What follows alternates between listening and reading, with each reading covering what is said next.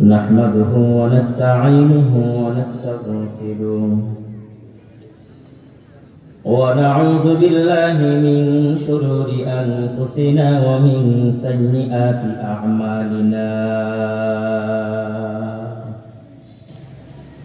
من يهد الله فلا مضل له ومن يضلل فلا هادي له ونشهد أن لا إله إلا الله وحده لا شريك له ونشهد أن سيدنا وسندنا وحبيب ربنا وطبيبنا وطبيب قلوبنا ومولانا محمدا عبده ورسوله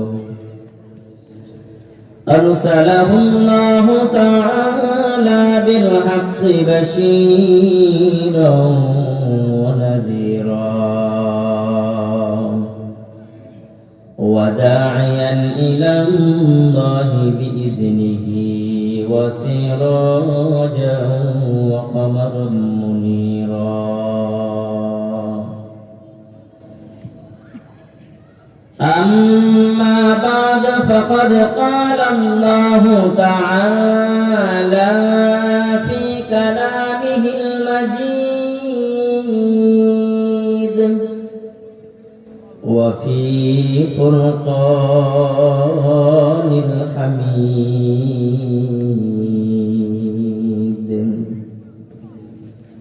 أعوذ بالله من الشيطان الرجيم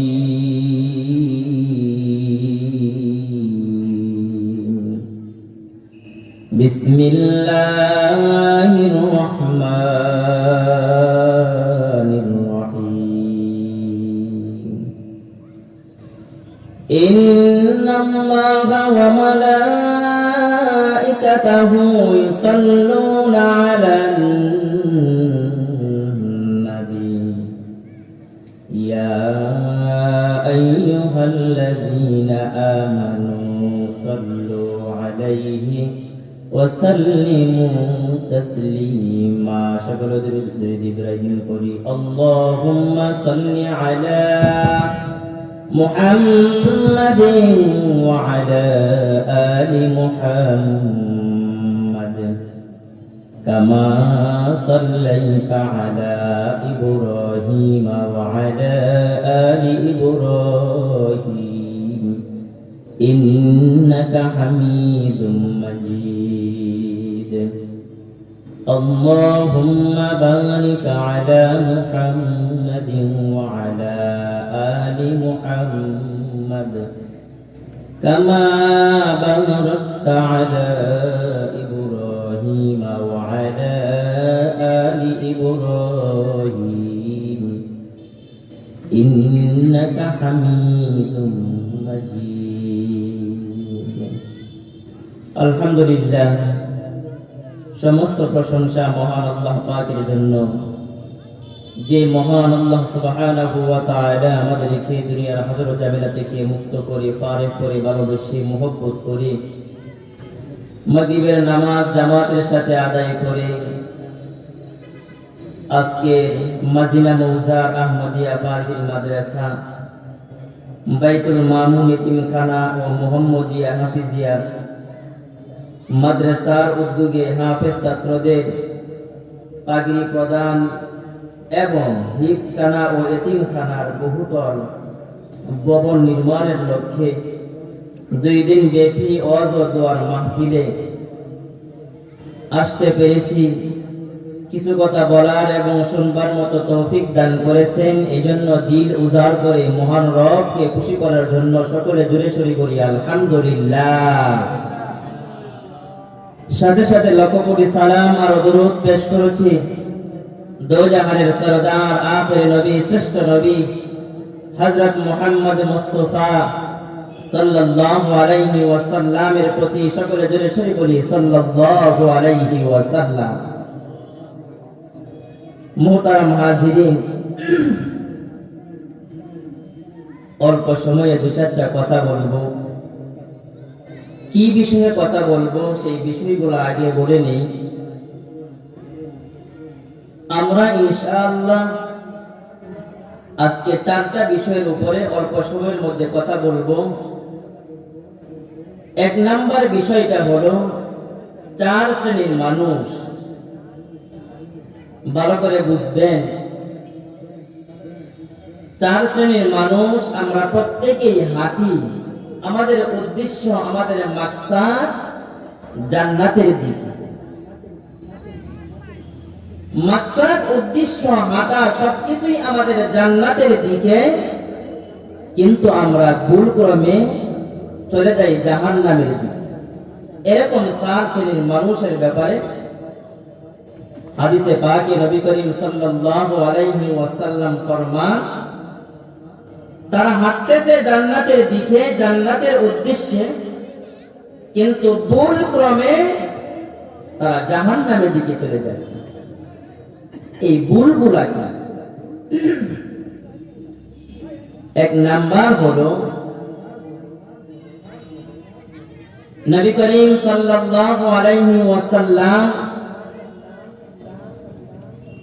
মানুষের সামনে যখন আমাদের হাবিব সাল্লাল্লাহু আলাইহি ওয়াসাল্লামের নাম উচ্চারণ করে, ওই ব্যক্তি কৃপণতা করে, সাল্লাল্লাহু আলাইহি ওয়াসাল্লাম দরুদ পাঠ করে না, রাসূল বলে ওই ব্যক্তিটা জান্নাতের দিকে হাঁটে, কেমন জানি সে জাহান্নামের দিকে চলে যাচ্ছে, বলেন নাউজুবিল্লাহ।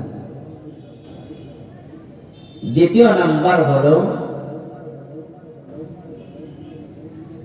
আমরা তো মনে করি মসজিদের শুক্রবারে জুতা চুরি করে, ছাগল চুরি করে, এটাই মনে হয় সবচেয়ে বড় চুর। না, এর চাইতেও আরো বড় চুর আছে। এটা হলো দ্বিতীয় নাম্বার। তৃতীয় নাম্বার হলো ওই সমস্ত ব্যক্তি যাদের এখানে বিড়াল নাই, কুকুর নয়, শয়তানে প্রস্রাব করে, বলেন নাউজুবিল্লাহ। চতুর্থ নাম্বার হলো ওই সমস্ত নারী যাদের দিকে আল্লাহ পাক রব্বুল আলামিন এই দুনিয়াতেও তাকান না, কাল কিয়ামতের দিন হাসরের ময়দানেও তাদের দিকে তাকাবেন না, বলেন নাউজুবিল্লাহ। এই চারটা বিষয়ে কথা বলবো। এক নম্বরে বিষয় হলো মানুষ আমরা সবাই জান্নাতের দিকে হাঁটি, নামাজ পড়ি, রোজা রাখি, আল্লাহ তাআলার হুকুম মানি, আমরা সবাই আশাবাদী, সবাই আমরা আমাদের দিলের তামান্না আমরা সবাই জান্নাতে যাব।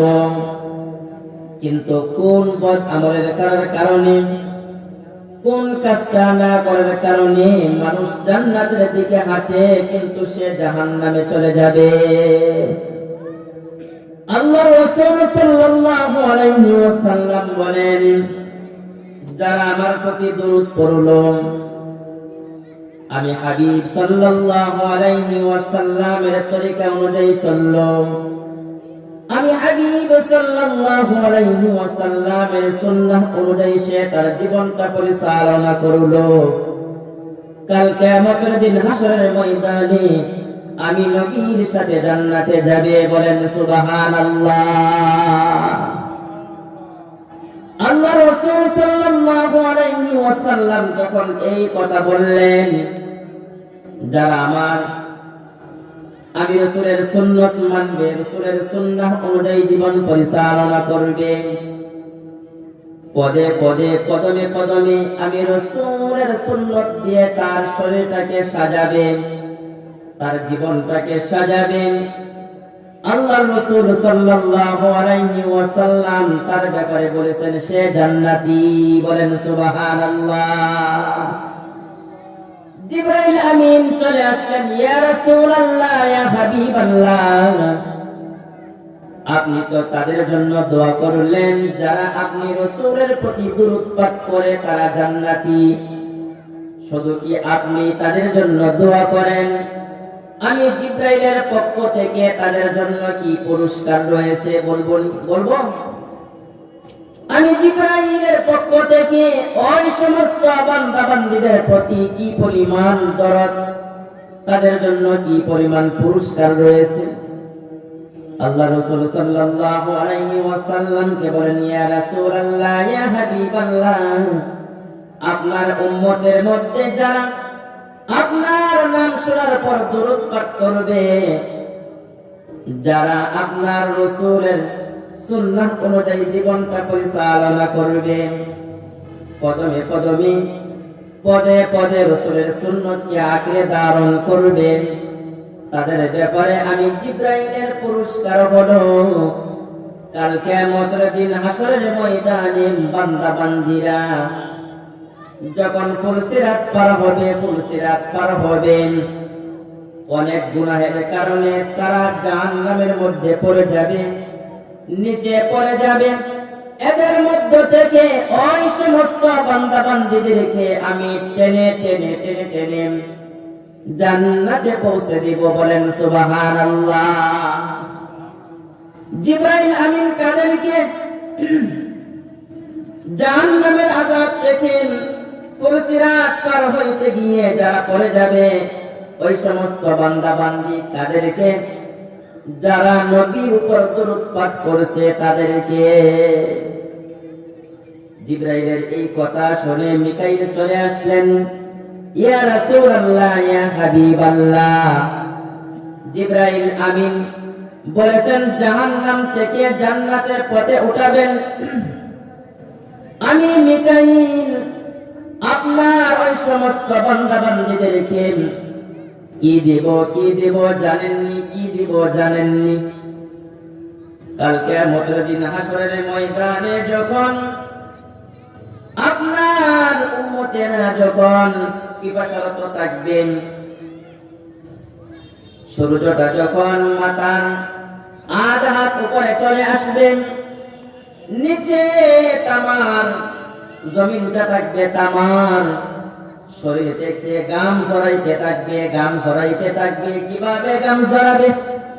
একটা মোম থেকে যেভাবে আগুন জ্বালাইলেন, যেভাবে মোমটা আস্তে আস্তে গলে যায়, কাল কিয়ামতের দিন হাসরের ময়দানে আপনার এমন কিছু বান্দা বান্দী তারা হাসরের ময়দানে সূর্যটা মাথার উপর থাকবে, নিচে থাকবে জমিনটা তামার।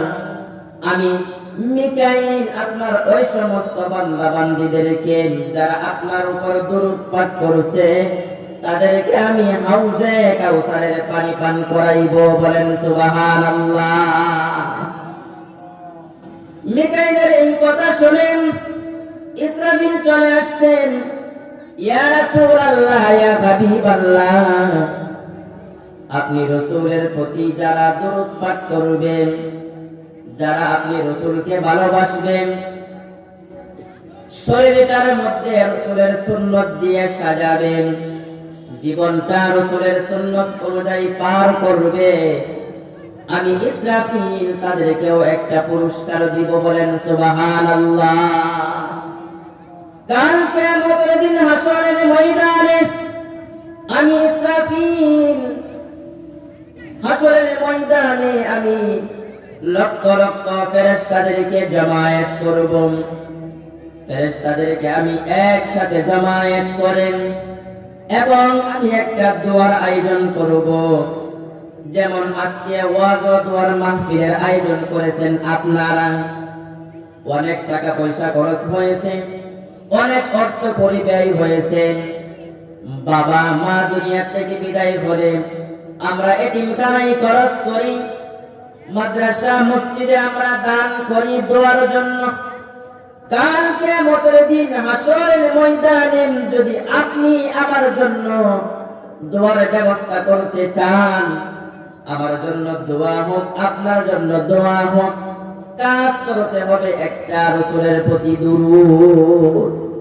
ইসরাফিল বলে, ইয়া রাসূলুল্লাহ, ইয়া হাবিবাল্লাহ, আপনার উম্মতের মধ্যে যারা আপনি রাসূলের প্রতি দুরূদ পাঠ করবে, নিজের শরীরে নিজের জীবনে, সংসারে, রাষ্ট্রে, সব জায়গায় আপনি রাসূলের সুন্নতকে অনুসরণ করবে। কাল কিয়ামতের দিন হাসরের ময়দানে আমি লক্ষ লক্ষ ফেরেশতাদেরকে জামায়াত করে ওই সমস্ত উম্মতের জন্য আমি দোয়ার আয়োজন করব। বলেন সুবহানাল্লাহ। দোয়ার আয়োজন করব। আজরাইল চলে আসছে, ইয়া রাসূলুল্লাহ, ইয়া হাবিবাল্লাহ। জিবরাইল আমিন যারা জাহান্নামী তাদেরকে উঠায় জান্নাত দিবেন। মিকাইল হাউজে কাউসারের পানি পান করাইবে। ইসরাফিল দোয়ার আয়োজন করবে। তাদের ব্যাপারে যারা রাসূলের প্রতি দরুদ পাঠ করবে তাদের জন্য দোয়ার আয়োজন করবেন। ইয়া রাসূলুল্লাহ, ইয়া হাবিবাল্লাহ, আমি আজরাইল আপনার উম্মতের জন্য কিছু করতে চাই। বলেন সুবহানাল্লাহ। আজরাইল কি করবে? আজরাইল তো এমন ব্যক্তি যার ভিতরে কোনো দয়া, মায়া, ভালোবাসা, মোহব্বত কোনো কিছু নাই। আজরাইলের ভিতরে কোনো ভালোবাসা আছে? মোহব্বত আছে? মোহব্বত নাই। আজরাইলের ভিতরে আল্লাহ তাআলা কোনো মায়া, মোহব্বত, ভালোবাসা কোনো কিছুই দেন না। ইয়া রাসূলুল্লাহ, ইয়া হাবিবাল্লাহ, আমি আজরাইলের ভিতরে আল্লাহ পাক রব্বুল আলামিন কোনো ভালোবাসা দেন নাই। যদি ভালোবাসা দিতেন, দুনিয়ার মধ্যে হাজার মধ্যে এমন আছে মা বাবা সন্তানের জন্য দোয়া করে, আয় আল্লাহ, আমার জীবনের বিনিময়ে হলেও আমার সন্তানটাকে আপনি দুনিয়াতে রাখেন। এই দুনিয়া একমাত্র মাই সন্তানের জন্য করতে পারে। এই দোয়া একমাত্র বাবাই সন্তানের জন্য করতে পারে। অন্য কেউ এই দোয়া করতে পারে না। আজরাইল তার ভিতরে যদি এই ভালোবাসা, মোহব্বত যদি থাকতো, মা বাবার প্রতি দরদ দেখাইতো, মা বাবা যখন বলে আমার সন্তানটাকে আল্লাহ তুমি নিও না, আজরাইল চলে আসে, তাবা মেরে নিয়ে চলে যায়। ইয়া রাসূলুল্লাহ, ইয়া হাবিবাল্লাহ, আমি আজরাইলের ভিতরে কোনো ভালোবাসা নাই, কোনো মহব্বত নাই, কোনো আন্তরিকতা আমি আজরাইলের ভিতরে না। ইয়া রাসূলুল্লাহ, ইয়া হাবিবাল্লাহ, তবে আপনার ওই সমস্ত উম্মতের প্রতি আমার ভালোবাসা হবে। কাদের ব্যাপারে ভালোবাসা হবে? যারা আপনি রাসূলের প্রতি দরুদ পাঠ করবে। বলেন সুবহানাল্লাহ। আপনি রাসূলের প্রতি যাদের ভালোবাসা, মহব্বত থাকবে, জীবনটা রঙিয়েছে রাসূলের সুন্নাত অনুযায়ী, জীবনটা পার করলেন আপনি রাসূলের সুন্নাত অনুযায়ী, তাদের ব্যাপারে আমি আজরাইলের ভালোবাসা থাকবে। আমি আজরাইলের কোনো ভালোবাসা নাই।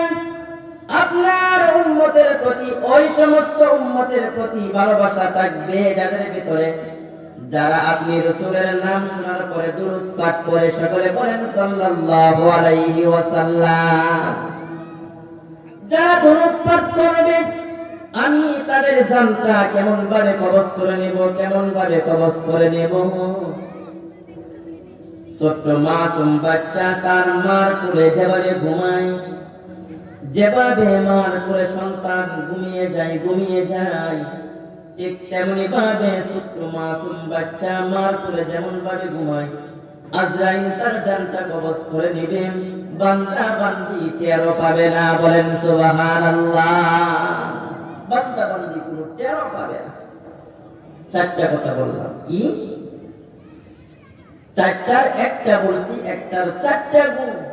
এই চার শ্রেণীর মানুষ হাঁটতেছে জান্নাতের দিকে, কিন্তু চলে যাচ্ছে জাহান্নামের দিকে। বলেন নাউজুবিল্লাহ। এর মধ্যে এক নাম্বার হলো ওই সমস্ত মানুষ যারা রাসূলের নাম শোনার পরে দরুদ পাঠ করে না। দরুদ পাঠ করবো তো রাসূল সাল্লাল্লাহু আলাইহি ওয়াসাল্লামের নাম শুনলে দরুদ পাঠ করবো না? আল্লাহ রাসূল সাল্লাল্লাহু আলাইহি ওয়াসাল্লাম বলেন, তোমরা কোন সময় দরুদ পাঠ করবে?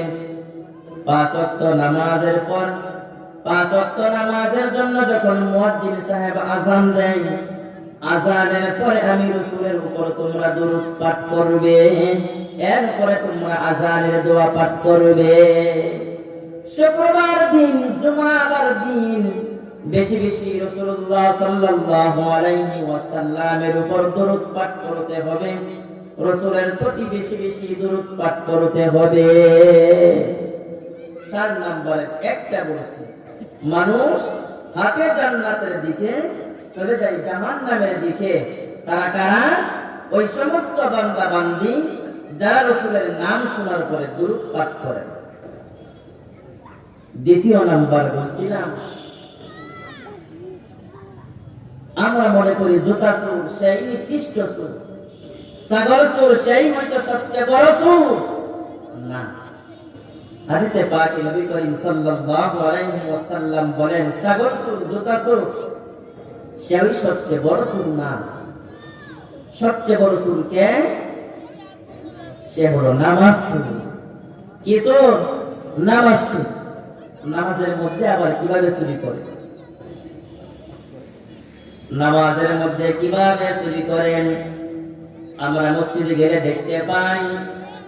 নামাজের মধ্যে চুরি হলো রুকু সিজদা ঠিকমতো আদায় করে না।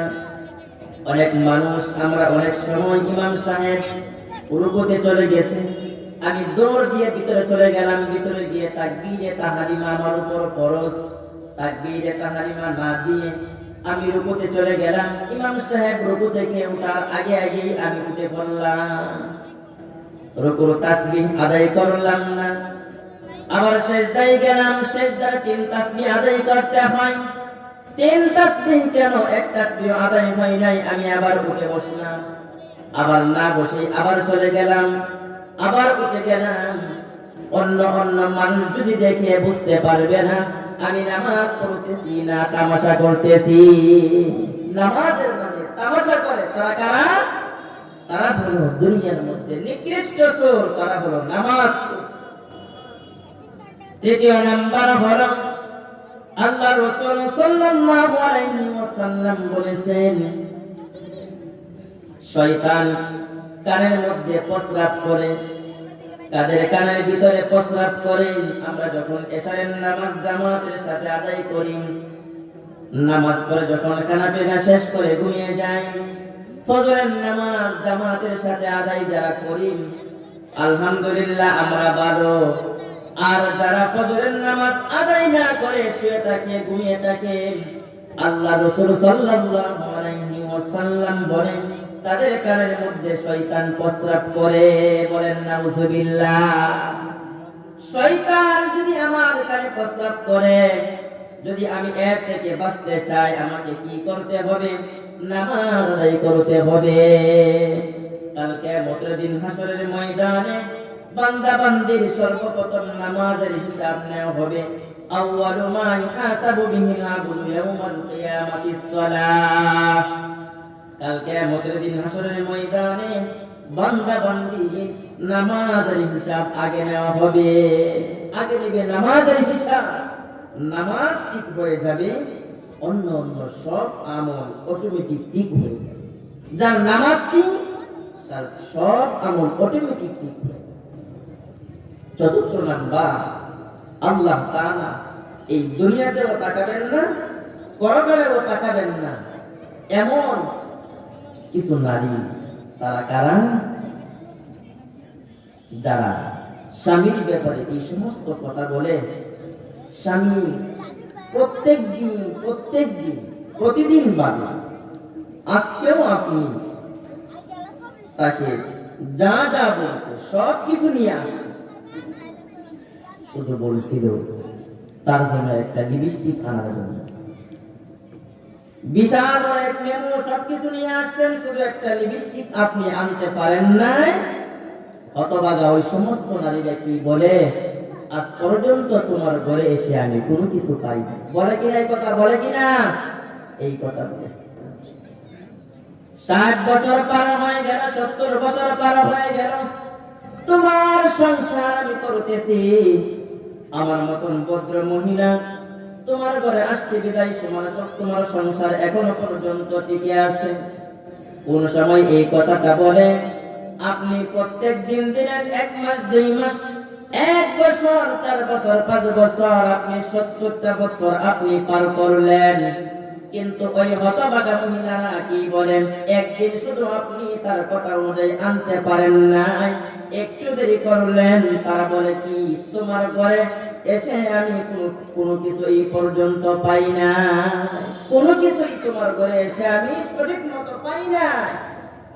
আল্লাহ রাসূল সাল্লাল্লাহু আলাইহি ওয়াসাল্লাম বলেন, ওই সমস্ত নারীদের দিকে আল্লাহ পাক রব্বুল আলামিন এই দুনিয়াও তাকাবেন না, কাল কিয়ামতের দিন হাসরের ময়দানেও তাকাবেন না। মা বোনরা বাসায় বাড়িতে বসে মনোযোগ দিয়ে শুনে, মনোযোগ সহকারে শুনে জীবনেও এই কথা বলবেন। কি কথা বললাম? মানুষ হাঁটে জান্নাতের দিকে, চলে যায় জাহান্নামের দিকে। মনে আছে কি কথা? মনে আছে না? হাঁটে মানুষ জান্নাতের দিকে, চলে যায় মানুষ জাহান্নামের দিকে। কোন কারণে? 1 নাম্বার বলেছি, রাসূলুল্লাহ সাল্লাল্লাহু আলাইহি ওয়াসাল্লাম বলেছেন, আমি রাসূলের প্রতি দরুদ পাঠ করে না, রাসূলের নাম শোনার পরে দরুদ পড়ে না, এই কৃপণ সে হাঁটতেছে জান্নাতের দিকে, কিন্তু সে চলে যাচ্ছে জাহান্নামের দিকে। বলেন নাউজুবিল্লাহ। এজন্য রাসূলের প্রতি সর্বদাই সবসময় বেশি বেশি দরুদ পাঠ করব, সবসময় দরুদ পাঠ করতে হবে। এরপরে বলেছি, দুনিয়ার মধ্যে সর্বনিকৃষ্ট সুর হলো নামাজ। এই নামাজের মধ্যে কখনো আমরা গাফলতি করব না, সুন্দরভাবে ইতমিনানের সাথে আমরা নামাজ আদায় করব। আজ আছি তো ইনশাআল্লাহ। 3 নম্বরে ফজরের নামাজ জামাতের সাথে আদায় করব, শুয়ে থাকবো না। যদি শুয়ে থাকি শয়তান আমাদের এখানে প্রস্রাব করবে। 4 নাম্বার মা বোনদেরকে বলি, জীবনে কখনো জবান দিয়ে এই কথা আপনি বাহির করবেন না। স্বামীর প্রতি অনুগত থাকেন, স্বামীকে ভালোবাসেন, মহব্বত করেন, স্বামীর জন্য দোয়া করেন, আপনার জন্য জান্নাত রেডি। বলেন সুবহানাল্লাহ। জান্নাত আপনার জন্য রেডি। দ্বিতীয় আরেকটা কথা বলবো, যেহেতু মাদ্রাসার মাহফিল, এই মাদ্রাসায় আমাদের সন্তানগুলোকে দিলে কি আমাদের লাভ কি হবে, আমাদের ফায়দাটা কি হবে? আমাদের এই দুনিয়াও ফায়দা হবে, আমাদের পরকালেও ফায়দা। 2-1টা উদাহরণ দিয়ে আমি আপনাদেরকে আজকে আলোচনা শেষ করব। মাদ্রাসায় সন্তান দিলে, সন্তানকে কোরআন শিখাইলে এই দুনিয়াতেও আমার জন্য কি ফায়দা, পরকালেও আমার জন্য কি ফায়দা। আল্লাহ রাসূল সাল্লাল্লাহু আলাইহি ওয়াসাল্লাম বলেন, দুনিয়াতে আপনি আপনার সন্তানকে ডাক্তার বানাইলেন, ইঞ্জিনিয়ার বানাইলেন, সর্বোচ্চ ডিগ্রিধারী আপনি আপনার সন্তানকে বানাইলেন। আপনি বাবার জন্য সন্তান কি করতে পারবে? আপনি অসুস্থ হলে সন্তান টাকা দিয়ে, অর্থ দিয়ে আপনার ট্রিটমেন্ট করতে পারবে। এটা একটা সাময়িক বিষয়। আপনি আপনার খাবার প্রয়োজন হইলে, কোনো কিছু খাবারের প্রয়োজন হইলে আপনার সন্তান আপনাকে দিতে পারবে, কিন্তু সর্বশেষ যেই শান্তি, যে কষ্ট থেকে দুনিয়ার কোন ডাক্তার, কোন ইঞ্জিনিয়ার, কোন প্রফেসর আপনি বাবা, আপনি মাকে কষ্ট থেকে লাঘব করতে পারবে না। একটা চিরস্থায়ী কষ্ট, সেটা কি? মৌতের কষ্ট, মৃত্যুর সময় কষ্ট, মুমূর্ষু অবস্থায় কষ্ট। সেই কষ্ট দুনিয়ার কোন ডাক্তার, দুনিয়ার কোন ইঞ্জিনিয়ার আপনি বাবা, আপনি মা এই কষ্ট লাঘব করতে পারবে না। দুনিয়ার মধ্যে সন্তানকে যদি আপনি হাফেজ বানান, আপনি আলেম বানান, আপনি যদি আপনার সন্তানকে কোরআন শিখান, আপনার ডাক্তার ইঞ্জিনিয়ার সন্তান এই কাজটা আপনার জন্য করতে পারবে না। এই মাদিনা মৌজার আহমদিয়া ফাজিল মাদ্রাসার হেফজদার একটা ছোট্ট মাসুম বাচ্চা, আপনি বাবার জন্য, আপনি মার জন্য মুমূর্ষু অবস্থায় যে মৃত্যুর যে কষ্ট, সেই কষ্টটা আপনার ছোট্ট মাসুম বাচ্চা লাঘব করতে পারবে। বলেন সুবহানাল্লাহ।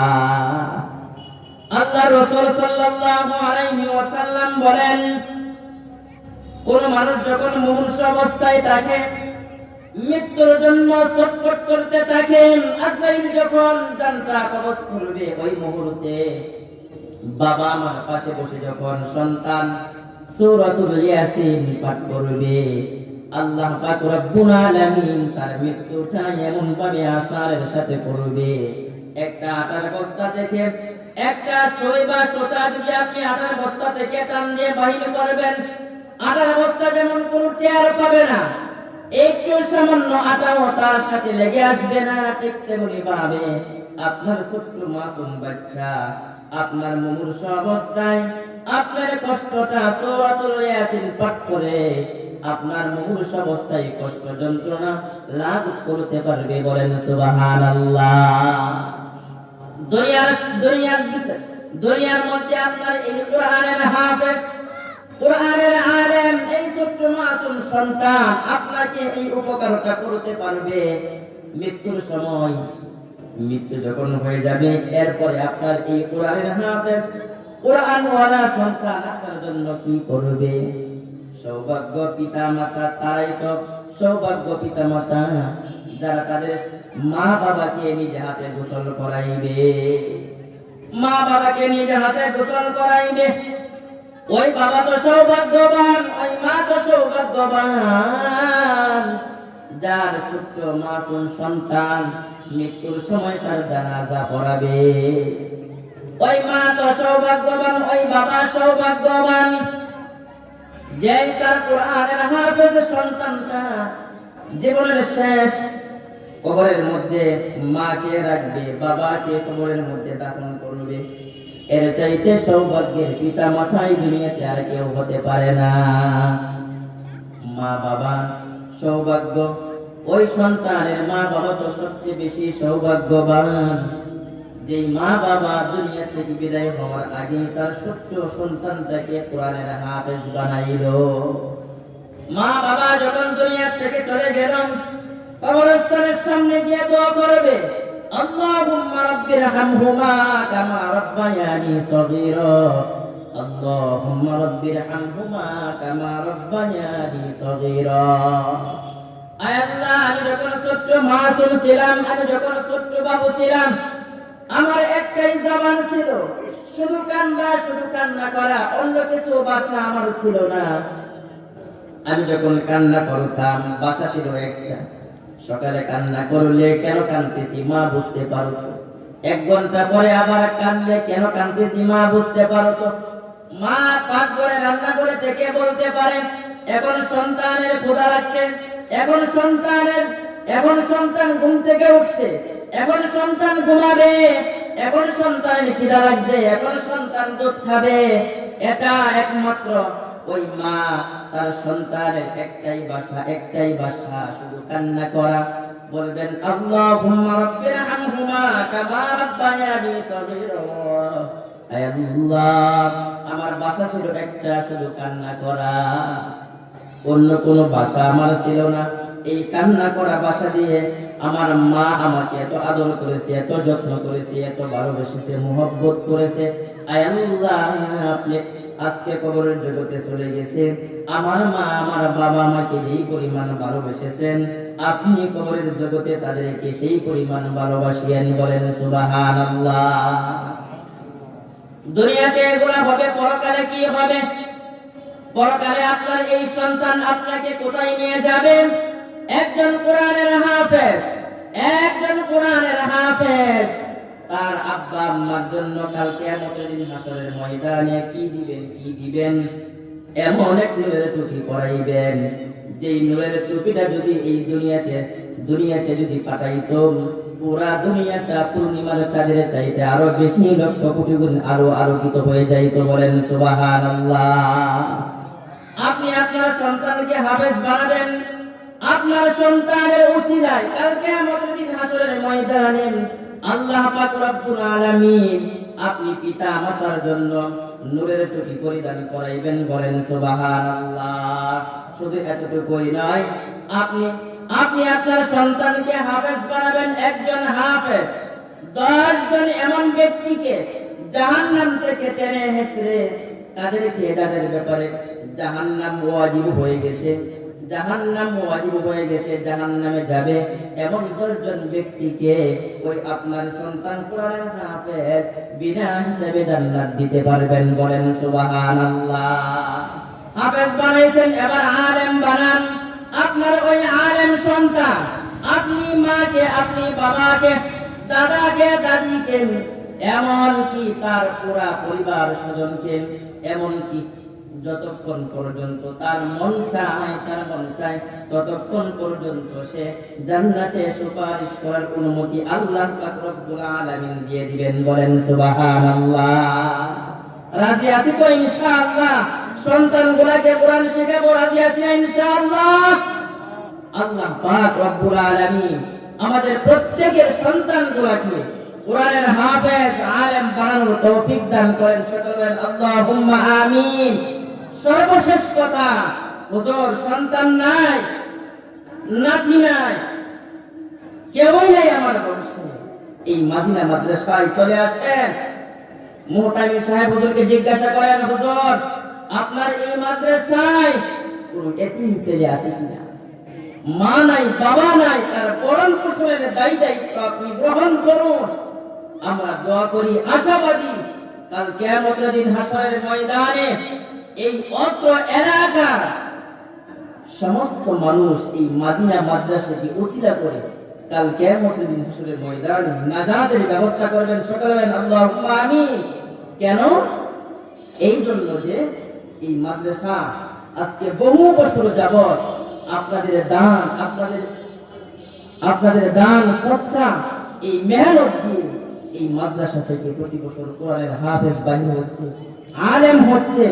আপনাদের দোয়া, আপনাদের এই দানের এই ফসল, এগুলা বিতা যাবে না, বিতা যাবে না।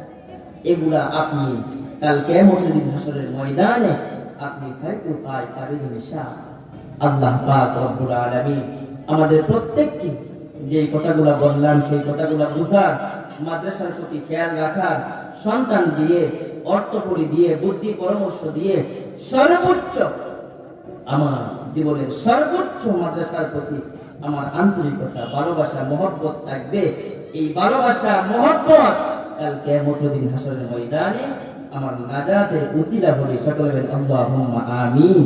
ওয়া আখিরু দাওয়ানা আলহামদুলিল্লাহি রাব্বিল আলামিন।